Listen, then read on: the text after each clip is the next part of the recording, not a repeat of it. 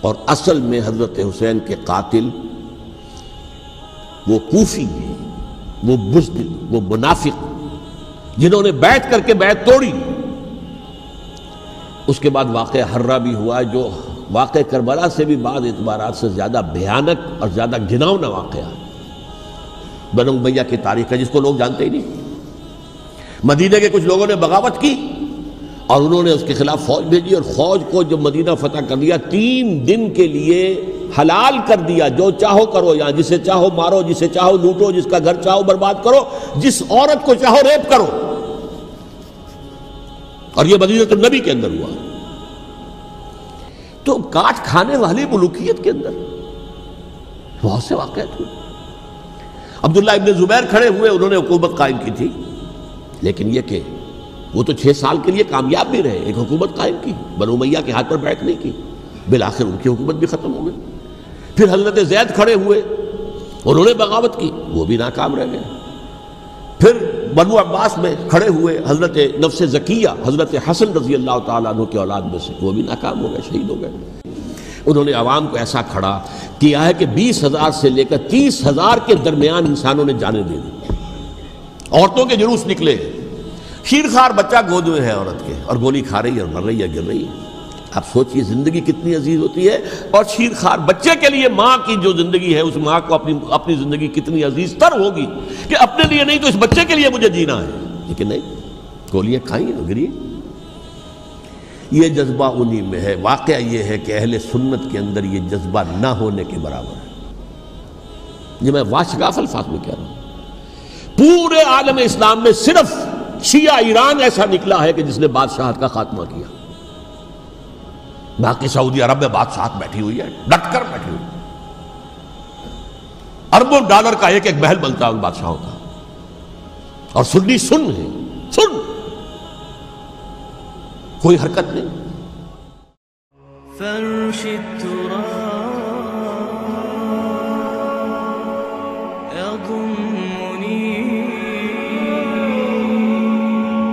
وهو غطاء، کہ وہ ایک شخص کا کارنامہ، وہ یہودی فتنہ گر، وہ روح مصدق کا بروز ہر قبا ہونے کو ہے اس کے جنوں سے تار تار۔ اسی طرح وہ عبداللہ ابن سبا یہودی فتنہ گر۔ آج اہل تشیع میں سے بعض حضرات کہتے ہیں کہ یہ عبداللہ ابن سبا یہ تو افسانوی شخصیت ہے، اس کی حقیقت کوئی تھی ہی نہیں، حالانکہ ان کی اپنی کتاب میں رجال کشی کے اندر اس کا ذکر موجود ہے، اور یہ بھی موجود ہے کہ حضرت علی رضی اللہ تعالیٰ عنہ نے اپنے عہد خلافت میں اسے زندہ جلوایا ہے۔ اس کی وجہ کیا تھی؟ یہ آیا مدینہ کے اندر اسلام کا لبادہ اوڑھ کر، اس نے چند عقیدوں کی اشاعت شروع کی۔ سب سے پہلے حضرت علی تو خدا ہیں، گاڈ انکارنیٹ، اوتار کا تصور، جیسے ہندوؤں میں ہے رام چندر جی خدا کا اوتار، اور عیسائیت میں بھی پہلے گاڈ انکارنیٹ کا تصور تھا کہ حضرت مسیح خدا کا اوتار ہے، انکارنیشن آف گاڈ۔ تو اس نے کہا کہ حضرت علی تو خدا کا اوتار ہے، خدا ہے۔ نمبر 2، اس نے کہا کہ ہر نبی کا ایک وصی ہوتا ہے جس کے حق میں وہ وصیت کرتا ہے، تو حضور صلی اللہ علیہ وسلم کے وصی حضرت علی ہیں، لہذا خلیفہ تو اول روز سے حضرت علی ہیں، حضرت ابو بکر، حضرت عمر، حضرت عثمان یہ تو غاصب ہیں، اور حضرت عثمان کی خلافت تھی اس وقت خاص طور پر۔ پھر اس نے جو قبائلی عصبیت تھی اسے بھڑکایا۔ پرانی جو عصبیت چل رہی تھی قریش کے اندر، وہ 2 گھرانے ایک دوسرے کے مد مقابل تھے۔ دیکھیے، ایک ہوتا ہے قبیلہ، ایک ہوتا ہے گھرانہ۔ ہمارے پنجاب میں ایک قبیلہ ہے وٹو قبیلہ، اس کے گھرانے بہت سے، مانے کے، لالے کے، فجے کے، شامت کے، یعنی کوئی لالا تھا ان میں سے بڑا، ان کے بیٹے ہو گئے لالے کے، ان کی اولاد، خاندان یہ کہلاتے ہیں۔ قبیلہ ایک، یہ وٹو قبیلہ۔ تو قبیلہ تھا قریش، اس میں گھرانے بہت تھے، بنو ہاشم، بنو امیہ، بنو تیم، بنو عدی، یہ بہت سے گھرانے تھے۔ تو چوٹی کے 2 گھرانے جو تھے وہ بنو ہاشم اور بنو امیہ، ان کے درمیان چپقلش تھی، مقابلہ، مسابقت، اور یہ مسابقت فی الخیر بھی ہوتی تھی۔ اگر انہوں نے غریبوں کو کھانے کھلائے ہیں تو ہم ان سے بڑھ کر کھلائیں گے، اگر وہ حاجیوں کی خدمت کرتے ہیں تو ہم ان سے بڑھ کر کریں گے۔ تو ان کے اندر یہ مسابقت الخیر بھی تھی، لیکن چپقلش تھی کہ کوئی ہم سے آگے نہ نکل جائے، وہ سمجھتا تھا وہ آگے نہ نکل جائے۔ اس شخص نے اس پرانی عصبیت کو تازہ کیا کہ حضور تو بنو ہاشم میں سے تھے، لہذا خلافت حق ہے بنو ہاشم کا، یہ غاصب ہے۔ اس سے پہلے دو خلفاء جو تھے وہ نہ بنو ہاشم سے تھے نہ بنو امیہ سے تھے۔ حضرت ابوبکر بنو تیم میں سے تھے، چھوٹا قبیلہ تھا۔ حضرت عمر بنی عدی میں سے تھے، وہ بھی چھوٹا قبیلہ تھا۔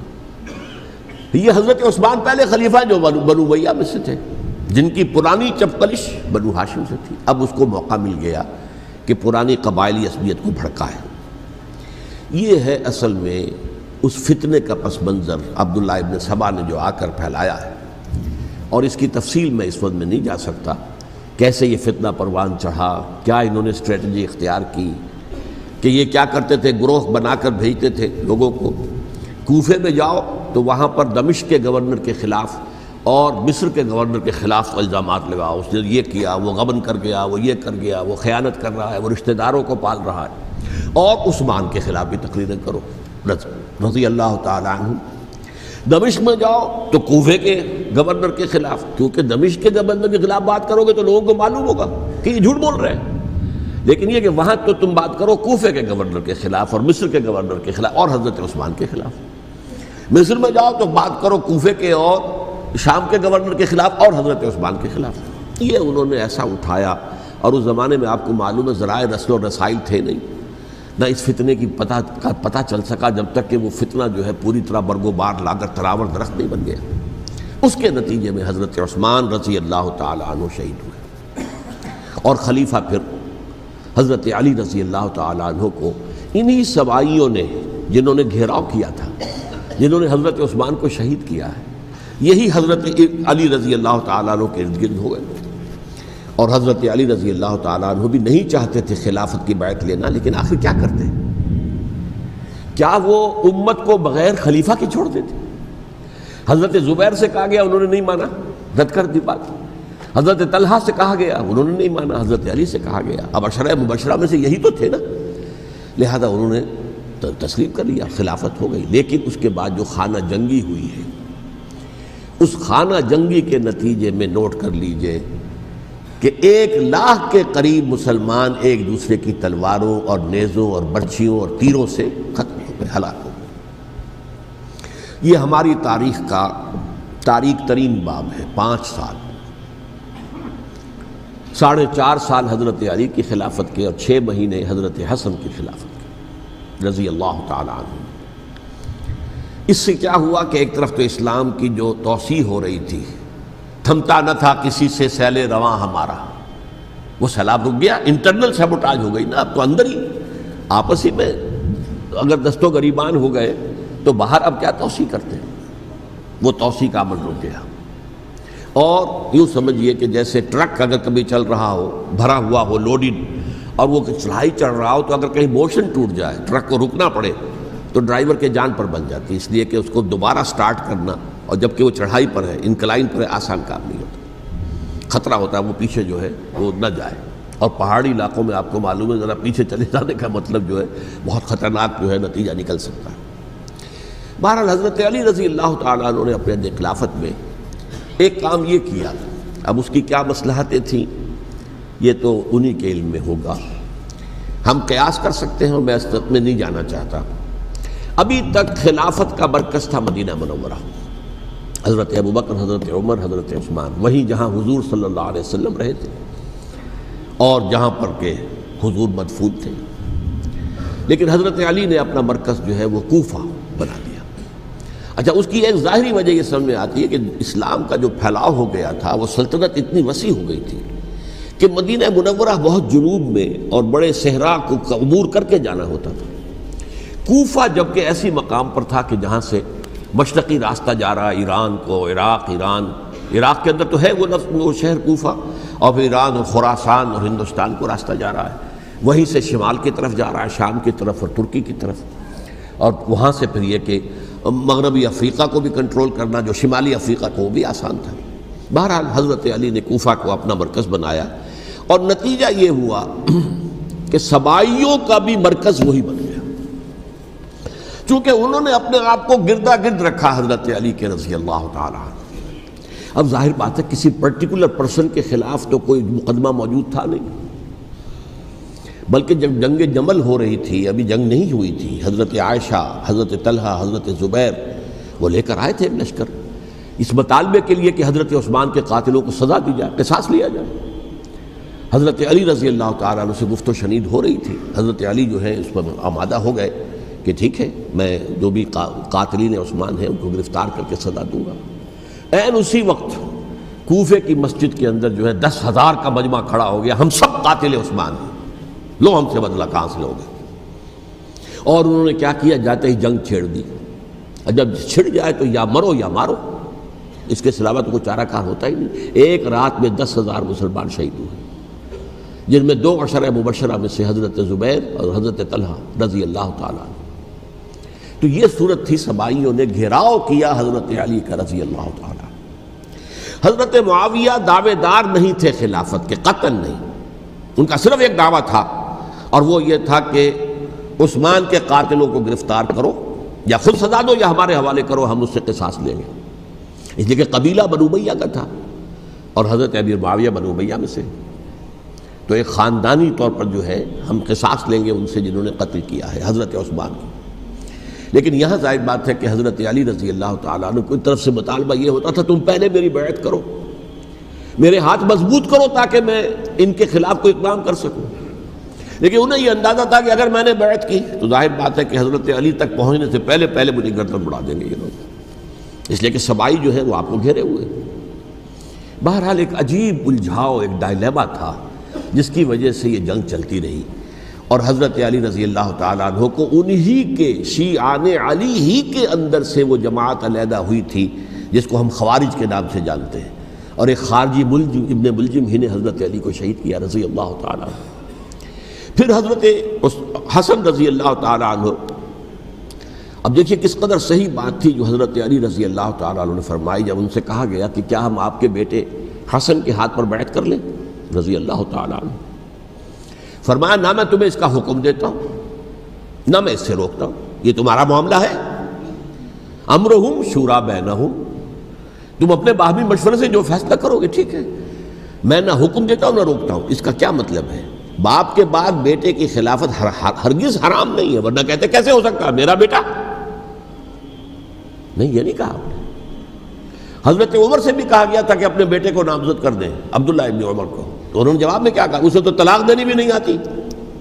انہوں نے اپنی کسی زوجہ کو طلاق دی تھی، اور اس میں جو صحیح ترین طریقہ ہے وہ اختیار نہیں کیا تھا، انہیں طلاق دینے تک نہیں آتی تو میں اسے خلیفہ بنا دوں۔ یہ نہیں کہا تھا کہ باپ کے بعد بیٹا خلیفہ نہیں ہو سکتا، یہ تو نہیں تھا، کہیں حرام نہیں ہے، نہ کتاب و سنت میں، نہ کوئی حدیث ہے، نہ کہیں قرآن مجید میں۔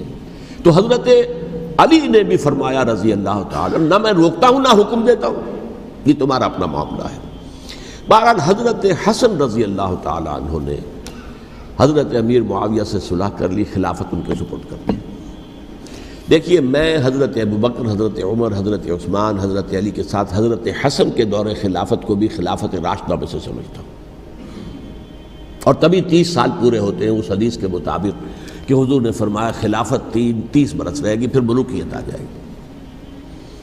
تو حضرت حسن کا بہت بڑا کارنامہ یہ ہے کہ اس خانہ جنگی کا دروازہ بند کر دیا، اور یہ پیشن گوئی تھی حضور کی صلی اللہ علیہ وسلم حضرت حسن کو، جب بچے ہی تھے حضور کے انتقال سے پہلے، میرا یہ بیٹا مسلمانوں کے 2 گروہوں میں صلح کرائے گا، یہ حضور کی پیشن گوئی تھی، اور وہ پیشن گوئی حضرت حسن کے علم میں بھی ہوگی یقیناً۔ بہرحال انہوں نے صلح کی حضرت امیر معاویہ کے ساتھ رضی اللہ تعالیٰ عنہ، خلافت ان کے حوالے کر دی، اور کچھ شرائط تھیں طے ہو گئی، اللہ خیر صلی اللہ۔ حضور کی تو یہ پیشن گوئی جو ہے صحیح ثابت ہوئی کہ میرا یہ بیٹا مسلمانوں کے 2 بڑے گروہوں کے درمیان صلح کرا دے گا، اور سبائیوں نے انہیں تانے دیے، یا عار المومنین، اے مومنوں کے لیے موجب عار، موجب شرم، تم نے بزدلی دکھائی ہے، تم نے امیر معاویہ کو خلیفہ تسلیم کر لیا، تم نے بزدلی دکھائی، معاذ اللہ ثم معاذ اللہ ثم معاذ اللہ۔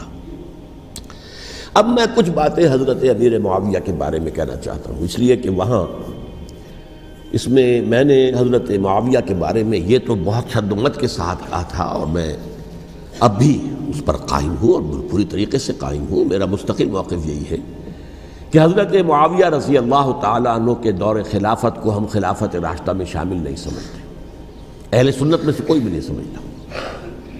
لیکن اس کے ساتھ میں نے حضرت امیر معاویہ کے کچھ مناقب بھی بیان کیے تھے تاکہ پلڑا جو ہے ترازو کا اس کے دونوں پلڑے سامنے آ جائیں.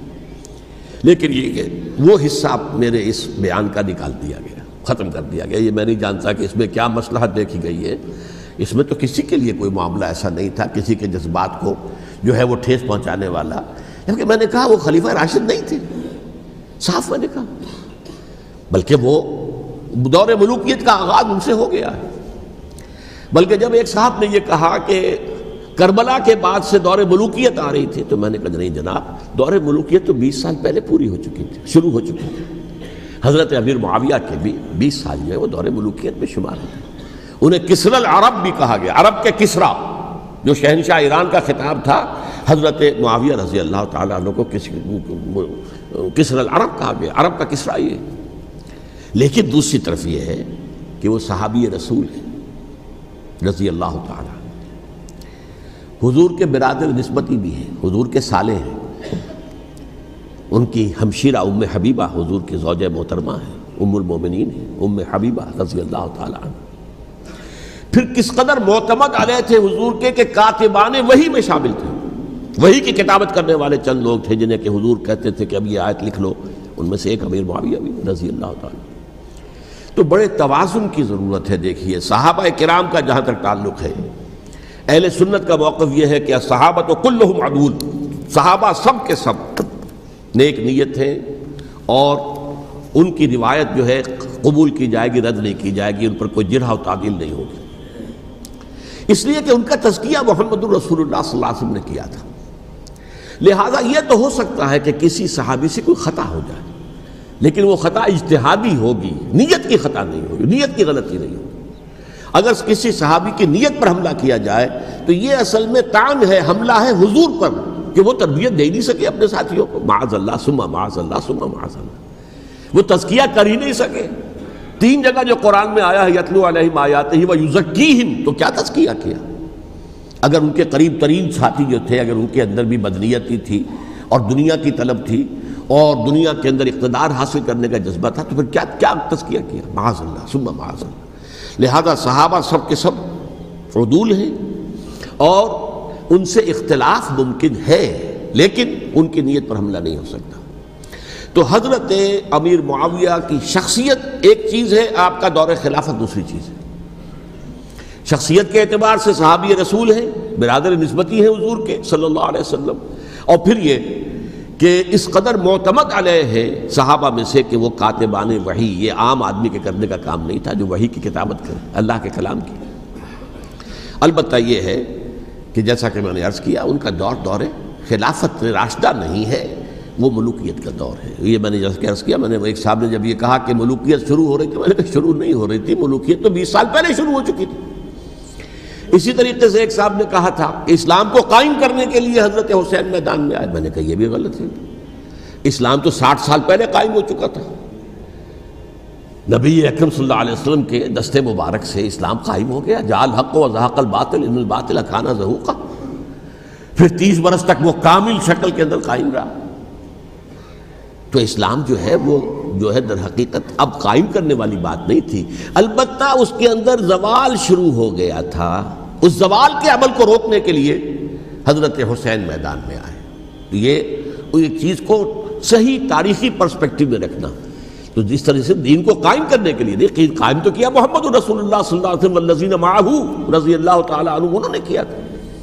ہاں اب جو ہے وہ اپنی اس شاندار حیثیت سے نیچے گرنے لگا تھا. وہ میں بعد میں عرض کروں گا کہ میں نے اسے کیا عرض کیا تھا کہ یہ اس زوال کو روکنے کے لیے کسی طریقے سے یہ اپنی اصل حقیقت میں قائم رہے. یہ حضرت حسین رضی اللہ تعالیٰ عنہ کے سعی تھے. اچھا، حضرت امیر معاویہ کے جو 20 سال ہیں وہ پورے امن، سکون، اطمینان، کوئی جھگڑا، کوئی فساد، کوئی اختلاف، کوئی باہمی خاندانی، کچھ 20 سال. یہ بھی تاریخ کی بڑی چشم کشا حقیقت ہے جو عام طور پر لوگوں کے علم میں نہیں ہے. سبائی بھی دبکے رہے. حضرت امیر معاویہ کی حکومت اتنی مضبوط تھی، کنٹرول، کہ ان کو کچھ سر اٹھانے کا موقع نہیں ملا. موجود تھے، دبکے رہے. جیسا کہ میں نے کہا ریولوشن کے آخری مرحلے پر آ کر جو مخالفین ہیں وہ دب جاتے ہیں کہ پھر دیکھیں گے، موقع ملے گا تو پھر لیں گے ان سے حساب کتاب۔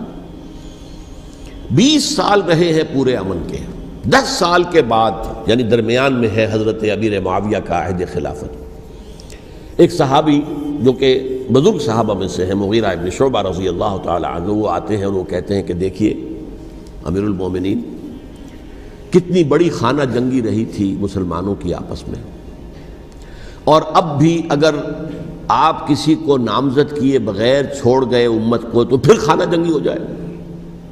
1 لاکھ اس وقت جو ہے وہ ہلاک ہوئے تھے، نہ معلوم اب کتنے ہلاک۔ لہٰذا آپ اپنی زندگی ہی میں نامزد کر دیجئے کسی کو خلیفہ، ولی عہد بنا دیجئے۔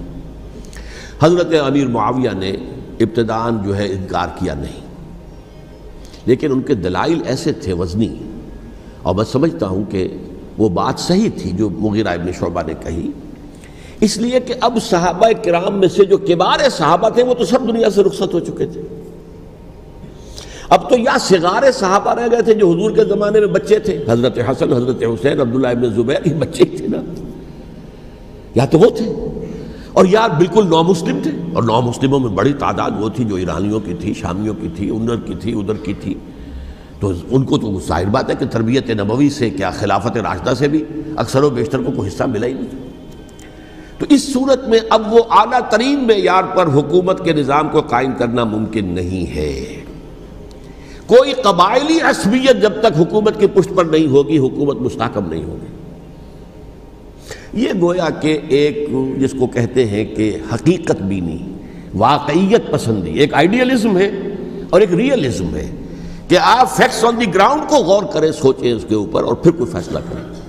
اس اعتبار سے پھر حضرت امیر معاویہ نے بات مان لی اور بیعت لے لی لوگوں سے حضرت یزید کے لیے کہ یہ خلیفہ ہوں گے میرے بعد، اس کو ولی عہدی کہتے ہیں۔ اچھا، اس وقت 5 افراد ایسے تھے کہ جنہوں نے اس سے اختلاف کیا، یہ بات بہت اہم ہے۔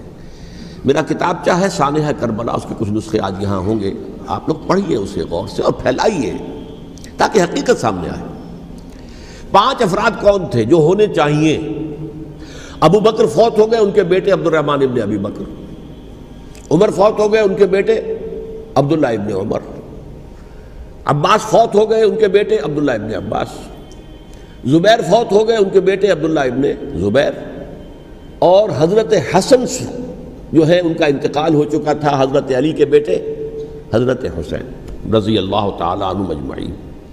حضرت حسن کے بارے میں ایک فریق کا کہنا یہ ہے کہ انہیں زہر دے کر ہلاک کیا گیا، اہل تشیع کا قول یہ ہے، جبکہ اہل سنت کہتے ہیں کہ نہیں، وہ اپنی جو بھی طبی موت تھی اس سے ان کی وفات۔ لیکن میں اس میں نہیں جانا چاہتا، اس لیے کہ یہ مائکرو ہسٹری جو ہے نا، وہ تو ایک ایک واقعے کے لیے ادھر کی روایات کیا، ادھر کی کیا ہیں، ان کے پاس کیا دلائل، ان کے پاس یہ تو کسی ریسرچ اسکالر کا موضوع ہے، میرا موضوع نہیں ہے۔ لیکن بہرحال یہ 5 حضرات تھے جنہوں نے ولی عہدی کی بیعت نہیں کی، لیکن حضرت معاویہ اتنے حلیم الطبع انسان تھے، انہوں نے جبر نہیں کیا، کوئی تشدد نہیں کیا۔ ٹھیک ہے، ولی عہدی کی بیعت نہیں کر رہے، کوئی بات نہیں، میری بیعت تو کی ہوئی ہے نا، ابھی تو میں زندہ ہوں، بات ختم ہو گئی، میری بیعت کو تو نہیں توڑا انہوں نے، فسخ بیعت نہیں کی۔ اس اعتبار سے انہوں نے نہ کوئی تشدد کیا، نہ جبر کیا، نہ کوئی مواخذہ کیا۔ لیکن جب امیر معاویہ کا انتقال ہو گیا، اب ولی عہدی کی بجائے وہ اب خلافت کی بیعت ہوئی، سب لوگوں نے بیعت کر لی۔ ان 5 میں سے ایک فوت ہو چکے تھے، حضرت عبد الرحمن ابن ابی بکر فوت ہو چکے رضی اللہ تعالی۔ 4 تھے، ان 4 میں ایک اختلاف ہوا۔ 2 کی رائے یہ تھی، عبداللہ ابن عمر، عبداللہ ابن عباس، کہ اگرچہ یہ کام غلط ہوا ہے، اسلام کی روح کے منافی ہوا ہے، یہ بادشاہت کی بنیاد پڑ رہی ہے، لیکن یہ بات ایسی نہیں ہے کہ اس کی بنا پر ہم خانہ جنگی شروع کروا دیں، امت کے اندر خون خرابہ کروائیں، فساد کروائیں۔ لہذا انہوں نے بیعت کر لی۔ اب کوئی اگر یہ کہے معاذ اللہ کہ وہ بک گئے تھے یزید کے ہاتھ میں، معاذ اللہ ثم معاذ اللہ، وہی بات آپ اختلاف کر سکتے ہیں کہ انہیں نہیں کرنی چاہیے تھی، یہ کوئی رائے رکھے، مجھے اختلاف نہیں، لیکن ان کی نیت پر حملہ کریں گے تو حملہ محمد رسول اللہ پر ہوگا صلی اللہ علیہ وسلم۔ عبداللہ ابن عمر کون ہیں؟ کتنی حدیثیں ان سے جو ہے وہ منقول ہیں، عبداللہ ابن عباس کون ہیں؟ جنہیں حضور نے جو ہے جن کے لیے دعا کی تھی، اے اللہ فقہہ فی الدین وعلمہ التاویل، اے اللہ اس نوجوان کو دین کا فہم عطا کر اور قرآن کی تعویل اور تفسیر کا علم عطا کر۔ حبر الامہ کہلاتے ہیں۔ وہ کہیں پیسوں اور ٹکوں کے عوض بک جانے والے نہیں تھے، انہوں نے امت کی مصلحت دیکھی، نیت جو ہے اس پر حملہ نہ کیجیے، البتہ اختلاف کا حق آپ کو حاصل ہے۔ دو حضرات جو ہیں ڈٹے رہے کہ نہیں، ہمیں کم وقت میں ریزسٹ کرنا ہے۔ عبداللہ ابن زبیر عمر کے اعتبار سے وہ بڑے ہیں، مسلمانوں میں سب سے پہلے ولادت مدینے میں جا کر جو ہوئی ہے وہ عبداللہ ابن زبیر کی ہوئی ہے۔ ہجرت کر کے جب مہاجرین وہاں پہنچے، کچھ عرصے تک کسی کے ہاں کوئی اولاد نہیں ہوئی، تو لوگوں نے تانے دینے شروع کر دیے کہ معلوم ہوتا ہے کہ یہاں آ کر یہ مکے کے رہنے والے جو ہیں کمزور ہو گئے ہیں، ان کے ہاں اولاد ہی نہیں ہو رہی۔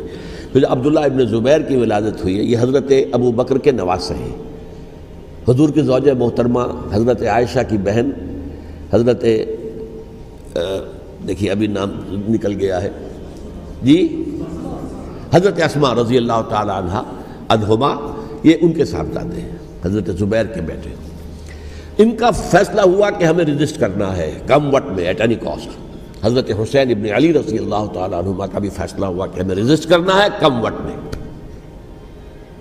البتہ ان میں بھی ایک اختلاف ہو گیا، یعنی یہ دو تو جڑے رہے، ان دو میں اختلاف ہو گیا۔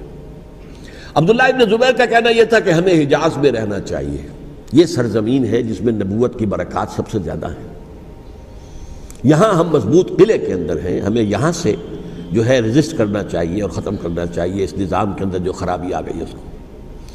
حضرت حسین رضی اللہ تعالیٰ عنہ کے پاس خطوط کا تانتا بنا ہوا تھا، کوفے سے لوگ خط لکھ رہے تھے، آئیے آئیے آئیے، ہم آپ کے ہاتھ پر بیعت کریں گے، ہم آپ کے ہاتھ پر بیعت کریں گے، ہم آپ کے ہاتھ پر بیعت کریں گے۔ یہی وہ کوفہ جو حضرت علی کا دارالخلافہ رہا تھا اور جو پھر سبائیت کا گڑھ بن گیا تھا۔ چنانچہ حضرت حسین نے حضرت مسلم بن عقیل کو بھیجا وہاں پر کہ میرے نمائندے کی حیثیت سے جا کر وہاں پر بیعت لو۔ 10-12 ہزار افراد نے بیعت کر لی، لیکن اس کے بعد یزید کی طرف سے گورنر بنا کے بھیجا گیا ابن زیاد کو۔ ابن زیاد نے آ کر جو تشدد کیا اور سختی کی تو سب کے سب بیعت توڑ کر اور سب منحرف ہو گئے۔ مخلصین تو وہ تھے نہیں، الکوفی لایوفی، کوفی جو ہے وہ تو کوئی وعدہ وفا کرنے والا ہوتا ہی نہیں، بیعت توڑ دی۔ فمن نقص فانما ينقص على نفسه، بیعت کے بعد بیعت توڑ دینا بہت بڑا گناہ ہے، توڑ دی۔ ادھر اطلاع مل گئی حضرت حسین کو، چل چکے تھے، وہ راستے میں تھے کہ وہاں تو مسلم بن عقیل شہید ہو گئے اور سب لوگوں نے بیعت توڑ دی۔ اب واپس جانا چاہتے تھے، لیکن مسلم بن عقیل کے بیٹے جو ہیں اڑ گئے۔ یہ عرب کی اپنی ایک جو ہے پرانی ان کی حمیت اور ان کا قبائلی نظام کہ اب ہم اپنے والد کے خون کا قصاص لیے بغیر نہیں جائیں گے۔ حضرت حسین رضی اللہ تعالیٰ عنہ کی مروت اور شرافت، یہ میرا ساتھ دینے کے لیے آئے تھے، اب میں ان کا ساتھ نہ دوں تو یہ تو شرافت اور مروت کے خلاف ہے۔ کہا اچھا چلو چلتے۔ وہاں جا کر بھی عین اپنے میدان کے اندر بھی حضرت حسین رضی اللہ تعالیٰ عنہ نے 3 چیزیں پیش کی ان کوفیوں کے لشکر کے خلاف۔ سب سے بڑا لشکر کے اندر سب سے بڑے تو کوفی تھے جنہوں نے بیعتیں کی ہوئی تھی حضرت حسین کے ساتھ۔ دیکھو مجھے جانے دو واپس حجاز کی طرف، یا مجھے سرحدوں پر بھیج دو تاکہ میں کافروں کے ساتھ جنگ کرتے ہوئے اپنی جان دے دوں، یا مجھے یزید کے پاس جانے دو، میں اپنا معاملہ اس سے طے کر لوں۔ لیکن کوفیوں کو یہ گوارا نہیں تھا۔ اگر یہ یزید کے پاس پہنچ گئے تو ہمارا کچا چٹھا بیان کر دیں گے کہ مجھے تو ان لوگوں نے ورغلا کر بلایا تھا۔ اس لیے کہ دیکھیے حضرت امیر معاویہ کے 20 سالوں کے دوران میں بتا چکا ہوں، ان کی حکومت اتنی مستحکم تھی کہ اس کے خلاف کوئی فتنہ اٹھانا ممکن نہیں تھا۔ اب چونکہ ایک چینج اوور ہوا تھا، اور چینج اوور میں آپ کو معلوم ہوتا ہے کہ ایک جس کو کہتے ہیں every thing is in the melting پاٹ، ابھی تو یہ درمیان کے اندر معاملہ ہے، تو انہیں موقع ملا، سر اٹھایا حضرت حسین رضی اللہ تعالیٰ عنہ کو، جو خطوط لکھے جس کے کہ تھیلے کے تھیلے اور بوریوں کی بوریاں بھری ہوئی حضرت حسین کے ساتھ تھی، وہ کہا کہ آئیے ہم آپ سے بیعت کریں گے۔ انہوں نے نہیں مانا، اور اصل میں حضرت حسین کے قاتل وہ کوفی ہیں، وہ بزدل، وہ منافق، جنہوں نے بیعت کر کے بیعت توڑی، اور اب وہ آ گئے کہ اگر یہ حسین رضی اللہ تعالیٰ عنہ بچ کر کہیں یزید کے پاس پہنچ گئے تو پھر ہمارا کچا چٹھا جو ہے وہ سامنے آ جائے گا اور ہماری پھر شامت آ جائے گی، لہذا انہوں نے قتل کیا حضرت حسین کو رضی اللہ تعالیٰ عنہ۔ ایک بات جو علامہ ڈاکٹر قلب صادق نے فرمائی، اور میرے علم میں یہ بات پہلے نہیں تھی، وہ یہ کہ حضرت حسین کے قتل کا فتویٰ ایک بہت بڑے مفتی نے دیا تھا۔ یہ بات بھی ذرا سمجھ لیجیے، حضرت حسین رضی اللہ تعالیٰ عنہ کے قتل کا فتویٰ ایک بہت بڑے مفتی نے دیا تھا۔ کیوں دیا تھا؟ اس لیے کہ حضور کی احادیث موجود ہیں کہ جب ایک شخص کی ایک خلیفہ کی بیعت ہو جائے تو دوسرا اگر کھڑا ہو تو اسے قتل کر دو، کھلی حدیث۔ اسی لیے ایک بہت بڑے مفسر بھی ہیں، فقیہ بھی ہیں، قاضی ابن العربی رحمۃ اللہ علیہ، ایک ابن عربی ہیں الف لام کے بغیر، ابن عربی، وہ بہت بڑے صوفی ہیں، فلسفی ہیں، اندلس کے ہیں۔ یہ قاضی ابن العربی ہیں جنہوں نے قرآن کی ایک تفسیر لکھی ہے اس اعتبار سے کہ صرف ان آیات کی تفسیر جن سے کہ فقہی احکام جو ہیں ان کا استنباط ہوتا ہے۔ یہ دو تفسیریں اس طور سے لکھی گئی ہیں قرآن مجید کی، احکام القرآن ان کا نام ہے دونوں کا، جن میں سے ایک جو ہے قاضی ابن العربی کی ہے۔ ان کا ایک جملہ نقل ہوتا ہے، قتل الحسین بسیف جدہ، حسین قتل ہو گئے اپنے ہی نانا کی تلوار سے۔ وہ تلوار کیا تھی؟ جب کسی کی بیعت ہو چکی ہو پھر کوئی کھڑا ہو مدعی خلافت، قتل کر دو۔ میرے نزدیک حضرت حسین مدعی خلافت نہیں تھے، یہ بات اس وقت سامنے لوگوں کے نہیں آئی، بلکہ حکومت نے یہ باور کرا دیا کہ یہ تو باغی ہے، یہ مدعی ہے خلافت کے۔ انہوں نے تو دعویٰ نہیں کیا خلافت کا، وہ تو صرف اس عمل کو روکنے کے لیے میدان میں آئے تھے۔ اور اس بات کو اچھی طرح سمجھ لیجئے کہ اس وقت تک یہ جو تصور آج ہمارے پاس ہے کہ ریاست علیحدہ ہے، حکومت علیحدہ ہے، state of Pakistan, we are loyal to the state of Pakistan, ہم ریاست پاکستان کے وفادار ہیں، گورنمنٹ آف پاکستان کے وفادار نہیں ہیں، we are not loyal to the government. Government تو کبھی بے نظیر کی تھی، ہم اس کے خلاف تحریک چلا رہے تھے، یا کبھی کسی اور کی تھی اس کے خلاف تحریک چل رہی ہے، یا کبھی ضیاء الحق کی تھی اس کے خلاف تحریک چل رہی ہے۔ گورنمنٹ کو بدلنا تو عوام کا حق ہے، آج، اس وقت نہیں تھا۔ اس وقت ریاست اور حکومت کا کوئی فرق نہیں تھا، لہذا جو حکومت سے اختلاف کرے گویا کہ باغی ہے۔ یہ ہے اصل میں وہ پیچیدہ مسئلہ کہ کیوں کسی مفتی نے فتویٰ دے دیا، اس لیے کہ اس وقت تک ریاست اور حکومت کا فرق واضح نہیں تھا دنیا پر۔ یہ تو ابھی کوئی 100-150 سال کی بات ہے کہ آج ہمارا جو پولیٹیکل سائنس کا ایولیوشن ہوا ہے وہ اس اسٹیج تک پہنچ گیا ہے کہ اسٹیٹ علیحدہ ہے، حکومت علیحدہ ہے۔ حکومت تو اسٹیٹ کے 3 آرگنز میں سے ایک آرگن ہے، ایڈمنسٹریشن حکومت کی ہے، جوڈیشری ہے اور لیجسلیچر ہے، 3 آرگنز ہیں بڑے بڑے، ان میں سے ایک ہے۔ تو حکومت کو بدلنا تو عوام کا حق ہے، چاہے وہ ووٹ کے ذریعے بدلے، چاہے ایجیٹیشن، اگر پرامن ایجیٹیشن ہے اس سے حکومت کو بدلنے کا حق حاصل ہے دستوری طور پر ہر اعتبار سے۔ اس وقت یہ نہیں تھا، لہذا صورتحال یہ بن گئی کہ حکومت وقت نے باور کرا دیا مسلمانوں کو، ورنہ سوچئے نواسۂ رسول کو قتل کرنا کوئی آسان کام تھا؟ آخر سب کلمہ گو تھے کہ نہیں تھے؟ کلمہ گو تو تھے نا، اور حضور سے عقیدت اور محبت میں کمی، لیکن یہ کہ فتویٰ اگر ایک بہت بڑے مفتی کا، جو کہ حضرت علامہ ڈاکٹر قلب صادق صاحب نے فرمایا، مجھے اس مفتی کا نام بھی معلوم نہیں، کہ ایک مفتی ہی کا فتویٰ تھا وہ، جس کے بنا پر اب ان لوگوں نے حضرت حسین کو قتل کیا، اور یہی وجہ ہے کہ انہوں نے پھر خیموں کو بھی آگ لگا دی۔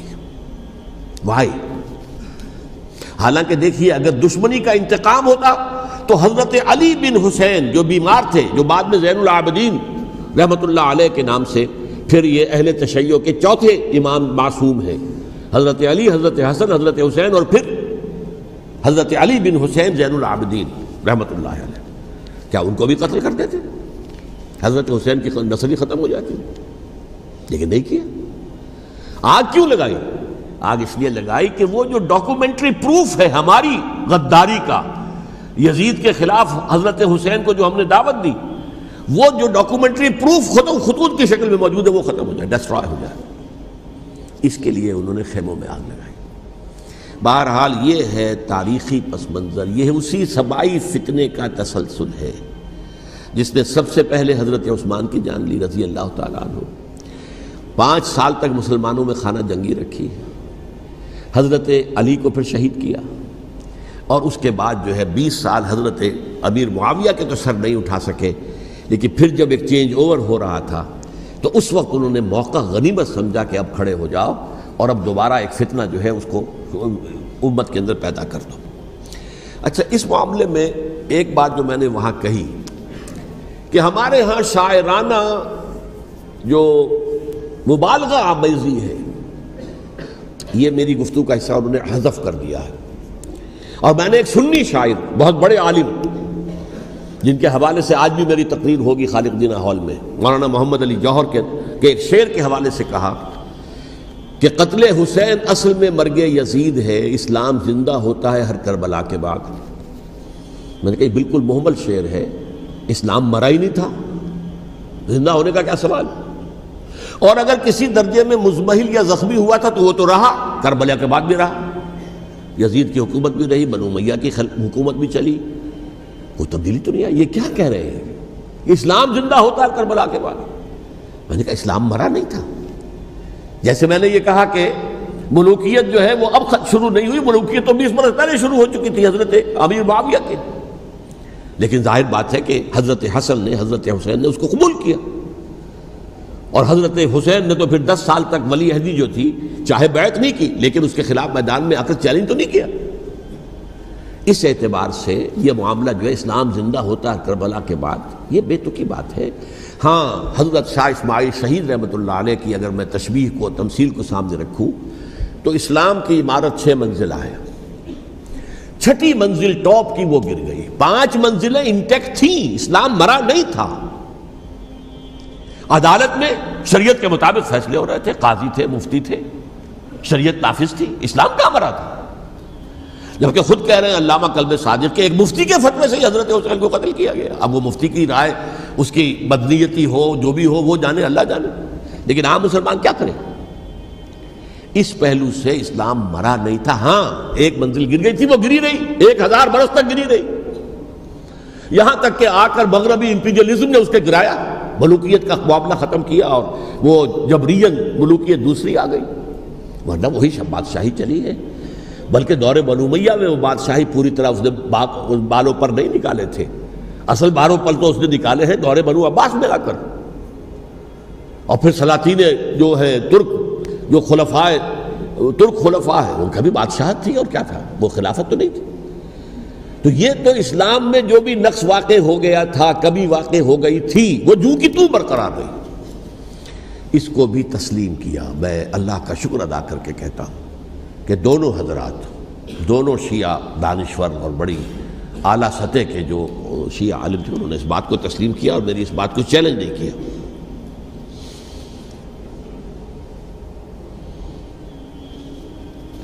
اصل میں تیسری بات میں نے یہ کہی کہ دیکھیے حضرت حسین رضی اللہ تعالی عنہ کی اس شہادت کے بعد، اس کے بعد واقعہ حرہ بھی ہوا، جو واقع کربلا سے بھی بعض اعتبارات سے زیادہ بھیانک اور زیادہ گھناؤنا واقعہ بنو امیہ کی تاریخ ہے، جس کو لوگ جانتے ہی نہیں۔ مدینہ کے کچھ لوگوں نے بغاوت کی اور انہوں نے اس کے خلاف فوج بھیجی، اور فوج کو جب مدینہ فتح کر دیا، 3 دن کے لیے حلال کر دیا، جو چاہو کرو، یہاں جسے چاہو مارو، جسے چاہو لوٹو، جس کا گھر چاہو برباد کرو، جس عورت کو چاہو ریپ کرو، اور یہ مدینہ النبی کے اندر ہوا۔ تو کاٹ کھانے والی ملوکیت کے اندر بہت سے واقعات ہوئے۔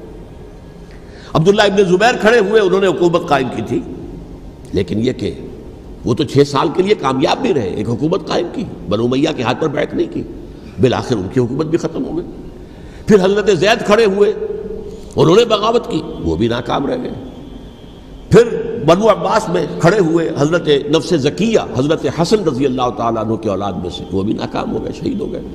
پھر یہ سمجھ لیا گیا کہ اب یہ جہاں تک 6ٹھی منزل ہے وہ تو دوبارہ تعمیر نہیں ہو سکتی، یہ تو جس کی لاٹھی اس کی بھینس، جس کے پاس طاقت ہوگی اس کی حکومت ہوگی، جس کا قبیلہ زیادہ قوی ہوگا، جس قبیلے میں زیادہ عصبیت ہوگی، مضبوط ہوگا، متحد ہوگا، طاقتور ہوگا، اسی کی حکومت ہوگی۔ البتہ اس کے نیچے لوگوں کے اخلاق کی اصلاح کرو، صوفیاء کرام نے وہ کام اپنے ذمے لیا، اور بالکل وہی کام ہے کہ جو ائمہ اہل بیت کرتے رہے۔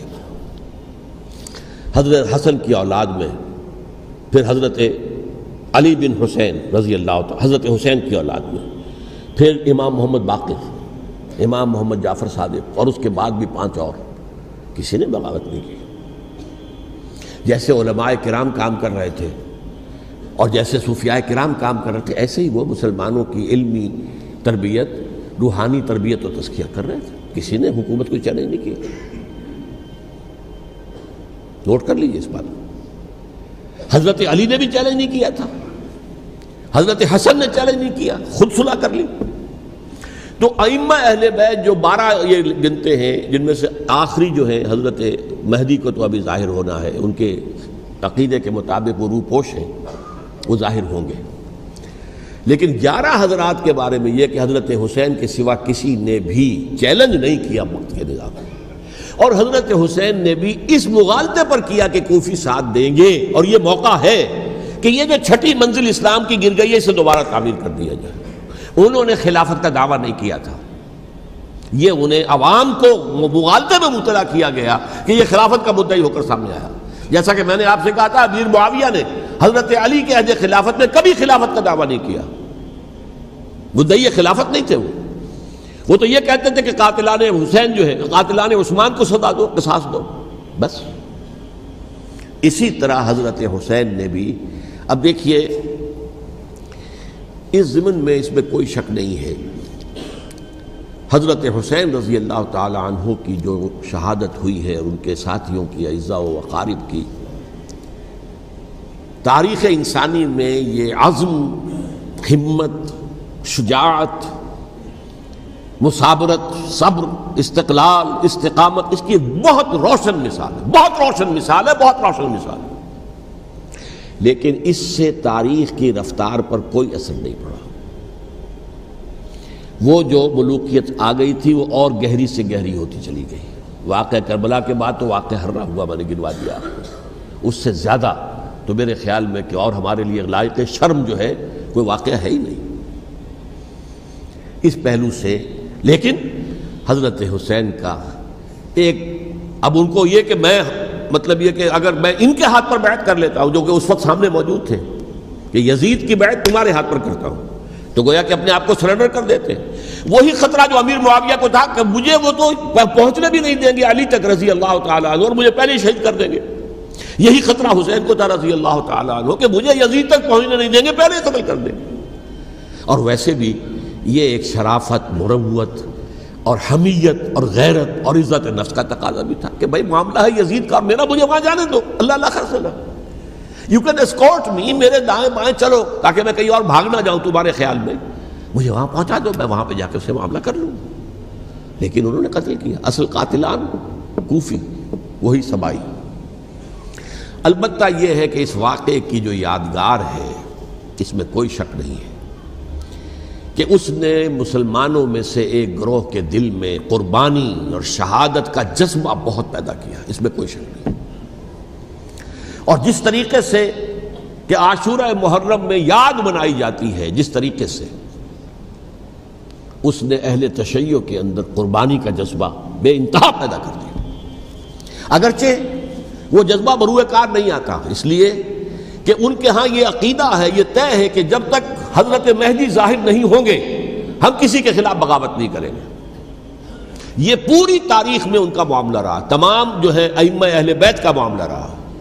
جب تک مہدی نہیں آتے، keep sitting and keep waiting, wait and see, that's all. یہ تو خمینی صاحب نے کیا ہے، آیت اللہ خمینی صاحب نے، کہ انہوں نے یہ ایران کے شیعوں کو باور کرایا کہ بھائی جب آئیں گے حضرت مہدی آ جائیں گے، لیکن ہم اب ہاتھ پر ہاتھ کر بیٹھے رہیں، باطل کو چیلنج بھی نہ کریں، ہمیں کچھ تو کرنا چاہیے، وہ ہاتھ پاؤں ہلانے چاہیے، اور کچھ نہیں تو مہدی کا راستہ جو ہے صاف کرنا چاہیے، تمہید کرنی چاہیے، ان کے راستہ ہموار کیا جائے۔ تو یہ ان کی بڑی عظمت ہے آیت اللہ خمینی صاحب کی کہ اہل تشیع ایران کے جو ہے ان سے انہوں نے یہ بات منوا لی کہ ہم بالکل انرٹ نہیں بیٹھے رہیں گے، بلکہ اب انہیں نائب امام قرار دے کر اور ولایت فقیہ کے فلسفے کے حوالے سے یہ دو چیزیں ان کی جو ہیں بنیادی فلسفے کی ہیں، وہ اس وقت میرا موضوع نہیں ہے۔ انہوں نے عوام کو ایسا کھڑا کیا ہے کہ 20,000 سے لے کر 30,000 کے درمیان انسانوں نے جانیں دے دی، عورتوں کے جلوس نکلے، شیرخوار بچہ گود میں ہے عورت کے، اور گولی کھا رہی ہے اور مر رہی ہے، گر رہی ہے۔ آپ سوچئے زندگی کتنی عزیز ہوتی ہے، اور شیرخوار بچے کے لیے ماں کی جو زندگی ہے، اس ماں کو اپنی زندگی کتنی عزیز تر ہوگی کہ اپنے لیے نہیں تو اس بچے کے لیے مجھے جینا ہے، لیکن نہیں، گولیاں کھائیں اور گری۔ یہ جذبہ انہی میں ہے۔ واقعہ یہ ہے کہ اہل سنت کے اندر یہ جذبہ نہ ہونے کے برابر ہے۔ یہ میں واشگاف الفاظ میں کہہ رہا ہوں۔ پورے عالم اسلام میں صرف شیعہ ایران ایسا نکلا ہے کہ جس نے بادشاہت کا خاتمہ کیا، باقی سعودی عرب میں بادشاہت بیٹھی ہوئی ہے، ڈٹ کر بیٹھی ہوئی، اربوں ڈالر کا ایک ایک محل بنتا ہے ان بادشاہوں کا، اور سنی سن ہے، سن، کوئی حرکت نہیں۔ وہ تو اب جو حرکت ہو رہی ہے وہ اینٹی امریکن حرکت ہے جو ہو رہی ہے، وہ در حقیقت وہ مسئلہ بالکل دوسرا ہے جو اس وقت ہو رہا ہے، لیکن یہ کہ عالم اسلام میں کوئی تحریک ایسے نہیں اٹھی۔ یہ اہل تشیع میں ہے، جو بالکل استثنائی بات ہے کہ انہوں نے جو ہے ایک ایسا بادشاہ جس کو کہا جاتا تھا کہ اس کا جو اسلحہ خانہ ہے وہ ایشیا میں سب سے بڑا اسلحہ خانہ ہے، جو 2500 سالہ پرانی جو ایک عظمت تھی ایران کی، اس کو دوبارہ تازہ اور زندہ کرنا چاہتا تھا۔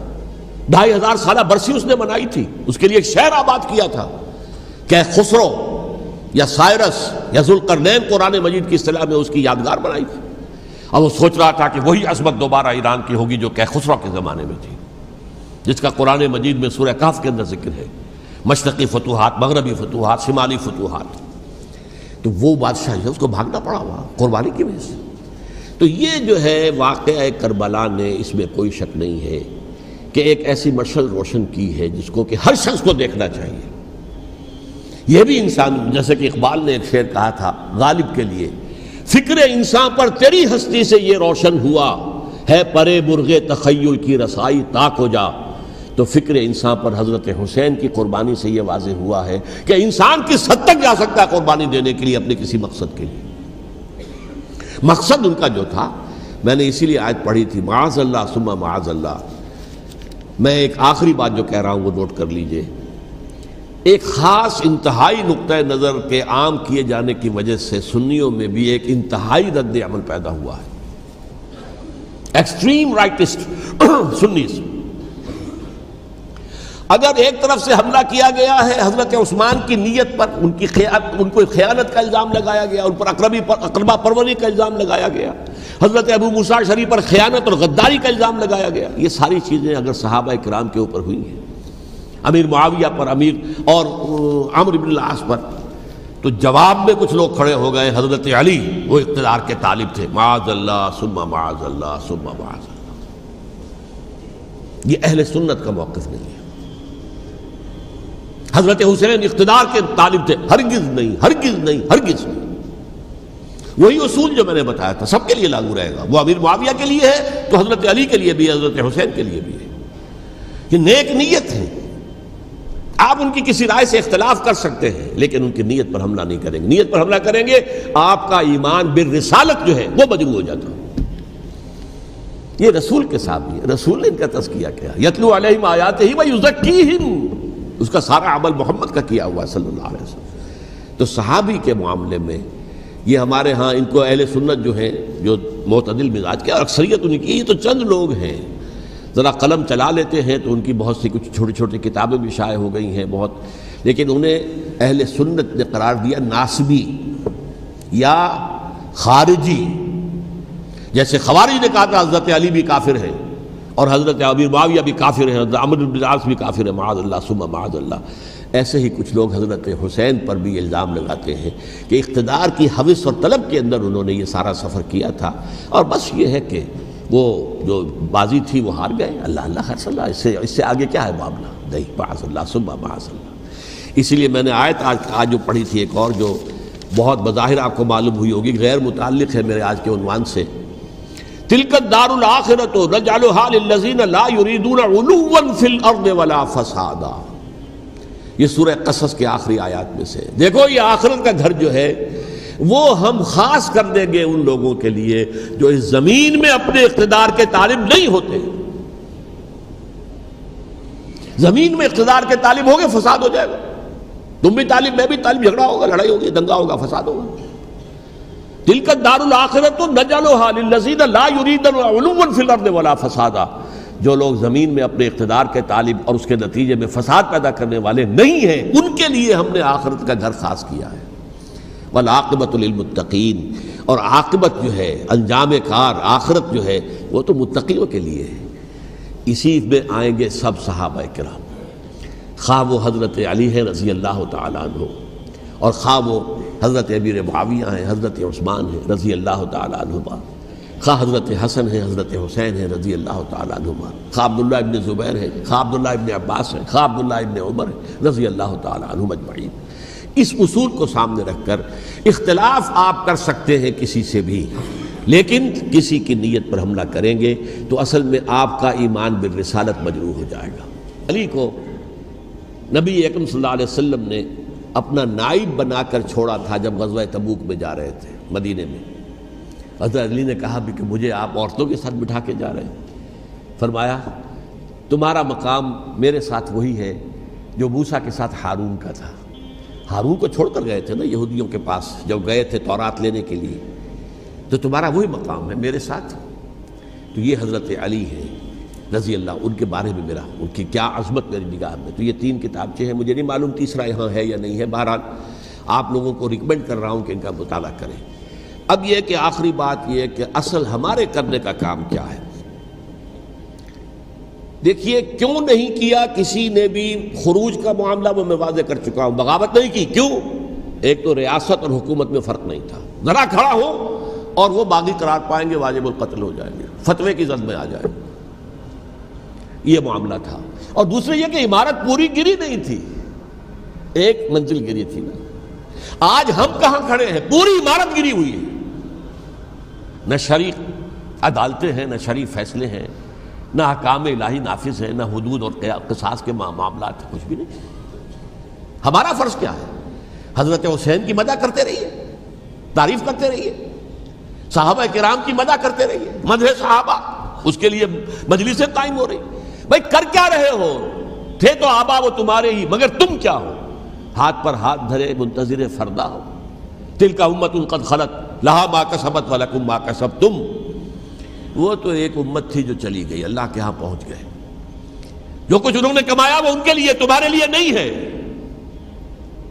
تمہارے لیے وہ ہوگا جو تم کماؤ گے. ہمارے لیے راستہ اب یہی ہے کہ خلافت راشدہ کے مکمل نظام کو اثر نو قائم کرنے کے لیے منہج انقلاب نبوی کو اختیار کریں. میری کتاب اس پر، کیسٹس اس پر، آڈیو کیسٹس، ویڈیو کیسٹ، سی ڈیز، نہ معلوم ڈی وی ڈی، سب کچھ موجود. سیرت النبی پر تو میں عرض کر چکا ہوں. فلسفہ سیرت النبی سمجھنا ہے تو میری کتاب پڑھیے، ورنہ سیرت النبی آپ پڑھ لیں گے، واقعات معلوم ہو جائیں گے، فلسفہ سیرت سامنے نہیں آئے. اس کا آپ مطالعہ کریں گے میری کتاب سے. اور دوسرے یہ کہ یہ خلافت قائم کرنے کے لیے جو جد و جہد ہم کر رہے ہیں، تحریک خلافت پاکستان جس کا میں داعی ہوں ادنا سا، وہ تنظیم نہیں ہے، میں اس کا امیر نہیں، وہ ایک تحریک ہے. جیسے تحریک پاکستان کہلاتی تھی جس کی تنظیم تھی مسلم لیگ، پارٹی کا نام مسلم لیگ تھا، لیکن تحریک پاکستان. اس طرح تحریک خلافت پاکستان وہ ہم نے چلائی ہے تنظیم اسلامی کے تحت. یہ خلافت جب پہلی چلی تھی آج سے 84 سال قبل، نومبر 1921 میں خالد دینا ہال میں وہ مقدمہ چلا تھا، جس کے نتیجے میں بڑے بڑے جو لیڈر تھے ہمارے، مولانا محمد علی جوہر اور مولانا حسین مدنی اور مولانا ابوالکلام آزاد، ان سب کو 2 سال کی قید کی سزا سنائی گئی تھی. بغاوت، مقدمہ بغاوت، یہ خالد دینا ہال. اسی میں سن 91 یا 92 میں نے 3 دن تقریریں کی تھیں، جن میں آج سے پھر میں 3 تقریریں کرنے والا ہوں. ایک آج شام کو، ایک کل شام کو رات 9 بجے، آج بھی کل بھی، ایک پرسوں اتوار کی صبح کو 10 بجے ہے کیا 11 بجے. تو ان میں آپ حضرات شرکت فرمائیں تاکہ اصل جو ہمارے کرنے کا کام ہے، تاریخ کو بھی سمجھنا چاہیے، تاریخ کے عوامل کیا ہیں، کیا پس پردہ عوامل کار فرما تھے، کیا کسی شے کی اصل حقیقت ہے، وہ سمجھنا چاہیے. لیکن یہ ہے کہ اس اعتبار سے میں نے جب یہ لفظ استعمال کیا تھا اس مذاکرے میں لپ سروس، کہ یہ ہم صرف لپ سروس کرتے رہے، مدح کے بیان کرتے رہے، منقبت بیان کرتے رہے، حضور کی نعتیں کہتے رہے، تو اس سے تو بات نہیں بنے گی جب تک کہ وہ فرض منصبی شہادت علی الناس کا جو ہمارے ذمے ہے بحیثیت امت محمد صلی اللہ علیہ وسلم اس کو ادا نہ کریں۔ مجھے خوشی ہے کہ اس کی بھی تائید دونوں حضرات نے کی، ہاں یہ لپ سروس کا معاملہ ہے۔ اللہ تعالی حضرت حسین کے نقش قدم پر چلتے ہوئے، بلکہ اصل میں تو ہمارے لیے اسوہ رسول ہے محمد صلی اللہ علیہ وسلم کا، اس پر چلتے ہوئے ہم پاکستان میں اسلام کا نظام خلافت قائم کرنے کی جد و جہد کریں۔ اقول قولی ھذا واستغفر اللہ لی ولکم ولسائر المسلمین والمسلمات۔